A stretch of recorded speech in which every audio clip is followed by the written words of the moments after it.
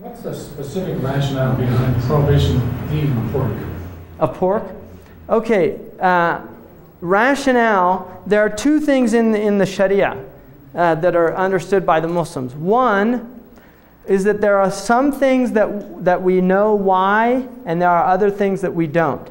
The things that we know why with absolute certainty are those things that we're told in the Quran or in the Hadith that that's why it was prohibited.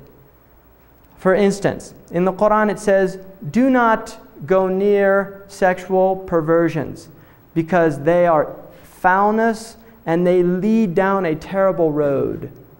So illicit sexual relations, the idea is that they will lead down a terrible road. There's a hadith of the Prophet Muhammad that perversity will never manifest in a people except they're afflicted with diseases and illnesses that were unknown to previous generations.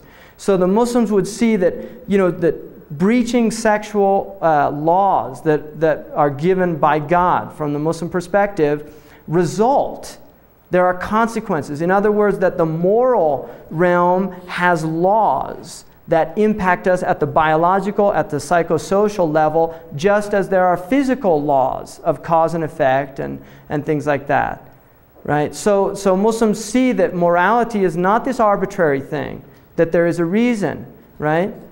And this is the way the Muslims view it. And I think a lot of Christians have that feeling too. I mean, a lot of Christians point out that if you are monogamous, you will not, if two people who are both virgins enter into a marital situation and do not breach those boundaries, they're not susceptible to venereal diseases. It is a simple fact of biology, right?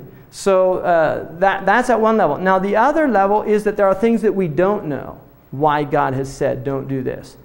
And the reason that the scholars say is that there are some things that he has not told us is because it's, one, a test, that will you do it even though your intellect is not fully capable of comprehending the wisdom behind it, and two, that it's an aspect of submission again. Now, the scholars have always encouraged seeking reasons, wisdoms to increase people's faith, but never to say as an absolute, this is why.